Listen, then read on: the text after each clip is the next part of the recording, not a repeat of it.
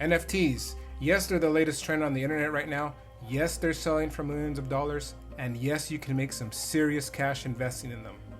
But maybe you're new to all this. Maybe you don't even know what an NFT is. And maybe you don't even know anything about cryptocurrency. Well, I'm here to break it all down for you and help you make money off of those investments, hopefully making you rich. Now, I'm not gonna lie, this is gonna be a long video, but you'll notice that by the end of this video, you'll come away with a better understanding on what NFTs are. Welcome to this edition of Virtual Wealth 101.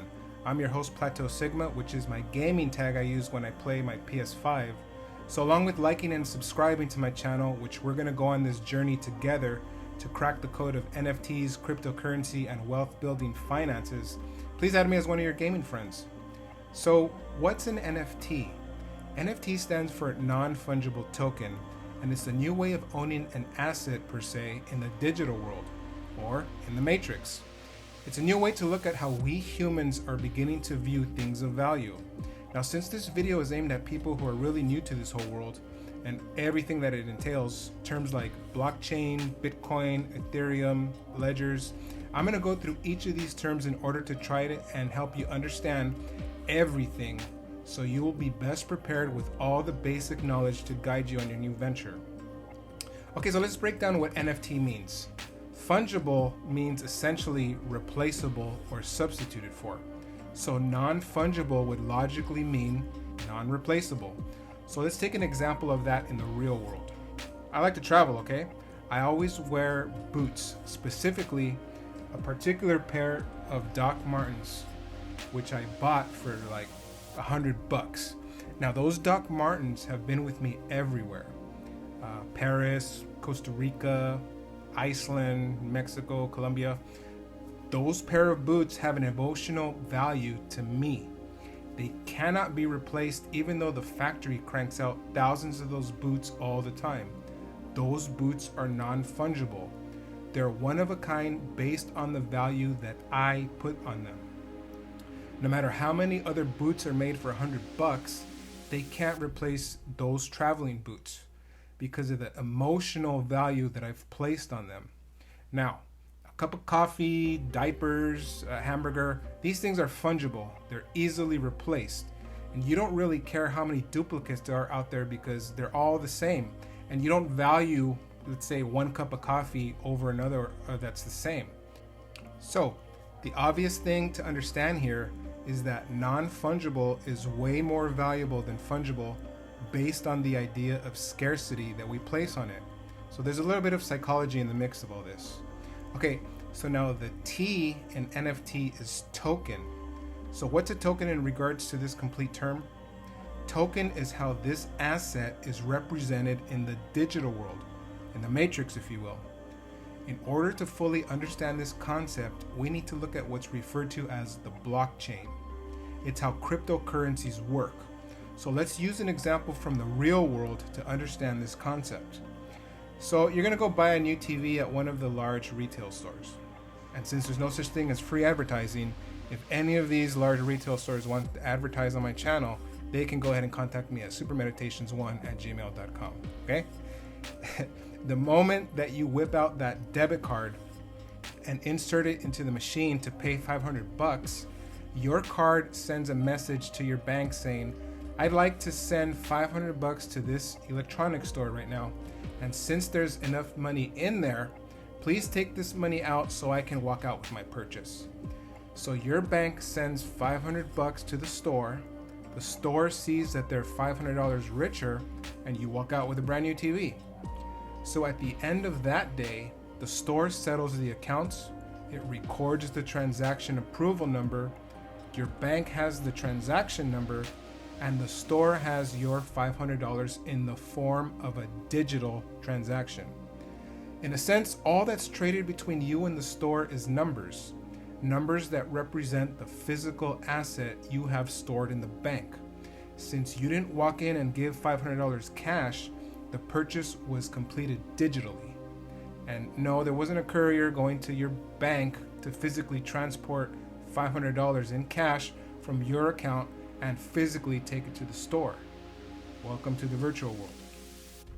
So how did this process evolve into what is known as the blockchain? Let's look into how this process works.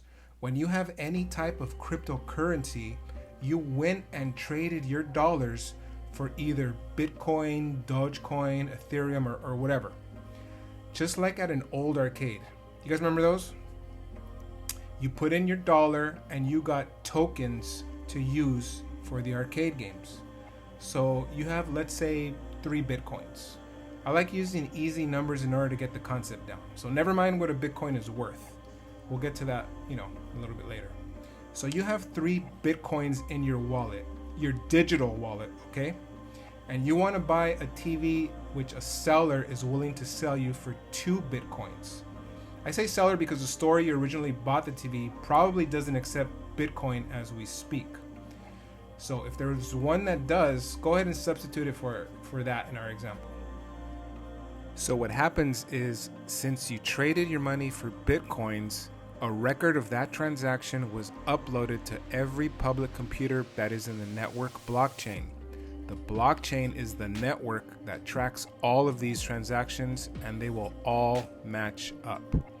So just like the bank looking at your account for sufficient funds to cover the original $500 transaction, the blockchain is looking at your digital wallet to verify that you have 2 Bitcoins for your transaction to go through. So now this transaction is uploaded into the blockchain, where all computers in the network now know that you had 3 Bitcoins and you sent 2 to the seller, who now has 2 more Bitcoins in their wallet. The network blockchain is who verifies the legitimacy of the transaction. They do this by keeping an eye on every transaction, and they all need to be in agreement that all the transactions settle accordingly. So that is what it means when they call it decentralized. It means that instead of transactions being secret in the records of a private bank, these transactions are public in the blockchain network of computers. There's no secrets in these accounts. So what does this all mean for getting rich off of NFTs? What does this mean for the NFTs you've been hearing about, like that cat GIF NFT, which sold for, I think, over $500,000, or that Charlie bit my finger video that sold for somewhere near that amount? Okay, this is where it starts getting pretty gnarly, so let's just take it nice and slow. Suppose there was some type of tweet, video, a piece of digital art that has some perceived value attached to it, like my boots. The first tweet ever is a good example. Or that Charlie bit my finger video. Now, we're talking in the virtual world now, okay? The Matrix. Let's say you have a piece of digital art floating around somewhere, and I take a liking to it, and I tell you to sell it to me as an NFT. Or maybe you're already selling it as an NFT for, let's say, 10 Bitcoins. So I have 20 Bitcoins in my wallet, and I transferred 10 to you, which is verified by the blockchain. And so it's now a public record. It can't be changed.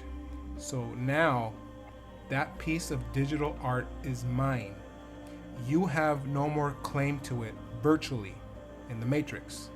Since it's in the blockchain recognizes me as the owner of your digital art or your token. Now, everyone can see it. Everyone can Google that piece of art and look at it, just like they can look at the Charlie bit my finger video, but I now own it. This is an entirely new way of looking at the ways we humans value things. It's almost like bragging rights in the blockchain, since everyone knows who owns what. I predict this is going to be the new symbol of status. Now, NFTs are growing exponentially.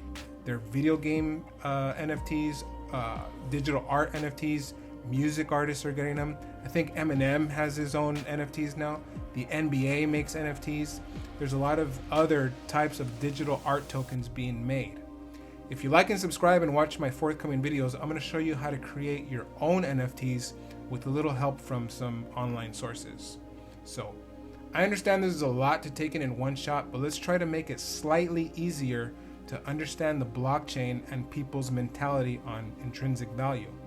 All right. You ever go to an art museum and you see just the dumbest thing on exhibit and you're scratching your head as to why it's art? You ever see like I don't know, an empty shoe under a window and just paint thrown across the canvas, and you think to yourself, what the hell is this? And there's some really cool name like Tranquil Moments, and you're just left kind of scratching your head. The idea here is that although you might not think of it's of any value, enough people do. That, in a sense, is the blockchain. The blockchain gives you the bragging rights to show you as the owner of the token that people can see for free. It's like going to Paris and seeing the Mona Lisa. Everyone can go see it, but it's owned by somebody else. For now, most NFTs are on the Ethereum blockchain. You may have heard of that name along with Bitcoin and Dogecoin and all the rest. I'll cover the different types of cryptocurrency in a future video, so make sure you subscribe and don't miss out. But let me just address the issue of cryptocurrency that always scares people. People say that cryptocurrency is fake, it's virtual only, has no value, it's not real because it's not tied to anything, that it's a fad, etc. I mean, you know what's being said. But see, that's kind of the point. In the virtual world, we're looking at the intrinsic value of something that we, the people, place on it. Okay, some tribe in the jungles of the Amazon is not going to value the Charlie bit my finger or the cat gif or a bad painting in a Manhattan museum or the Mona Lisa. There's just no value to them because it won't clothe or feed or keep them warm. But there's a lot more people plugged into the matrix than there is members of that Amazonian tribe who give it value. And to those who say crypto is not tied to anything, let me ask you, what is the American dollar tied to? The American dollar used to be tied to gold, but now we're off the gold standard. So what's the American dollar tied to? Yeah, you guessed it, the perceived value of that dollar, backed by the American credit rating and the faith that the world has in the dollar and the American economy. Does that sound familiar? I have another video, I'll link it in the description. So yeah, we're in the matrix. If you look at the things in those terms, it makes everything easier to understand. I mean, think about it. Our lives are becoming digital. Our memories digital.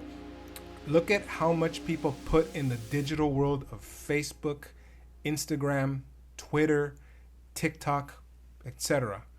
Whenever there's something memorable or important, your wedding, your vacation to an exotic place, the birth of your child or whatever, it all gets put on Facebook, it all gets put on Instagram, it's all uploaded into the matrix. You remember the movie? When the goal was to unplug? Nowadays, people are plugging in. They're plugging in and liking it. We're slowly becoming symbiotic with computers. We'll soon be living more and more in the matrix. But this fact is going to prove beneficial to us in order to take advantage of this and make money. So here's something to think about. How much is that emotional memory worth to you? What if some millionaire wanted to buy your post of your wedding or birth of your firstborn? Would you sell the digital representation of your real self? Could you sell an important emotional memory to someone who just wants the bragging rights that they now own your post of your wedding or whatever? That's a discussion for another day. I would like to hear your comments on it, but it's definitely something to think about. This world of NFTs is currently in its infancy and it's rapidly evolving. I don't think it's a fad. I'm quite certain that it's going to balloon up, then level off a little, and then reach some type of mainstream acceptance. So, I hope this video helped you understand the world of NFTs and cryptocurrency. If you're still a little hazy on it, it's okay. I'll be making more videos on this and the regular finance videos in order to help you make all the money and live the life that you want. I'm inviting you to join me on this journey to understand them and hopefully make you rich in the process. I've been your host, Plateau Sigma, so when we're taking a break from getting rich, add me online so we can game it up. Thanks, and I'll see you next time.